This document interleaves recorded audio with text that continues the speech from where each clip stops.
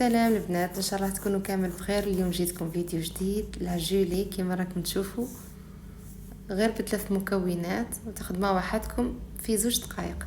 عندي نص كاس نتاع السكر، عندي نص كاس نتاع الماء، ودرت عليه مغرفه صغيره نتاع النشا ونصف قارصه كما راكم تشوفوا عصرتها، وراح نخلط بارد في بارد ونحطها على نار تغلي مع التحريك المستمر، ما تحبسوش. الان بعد ما طابت كما راكم تشوفوا راح نحطها في بولاره ولا حاجه تقدروا تحتفظوا بها في الثلاجه. هاي لكم النتيجه تاعها كيفاه جات. الان بعد ما بردت هاي كيفاه ثقالت.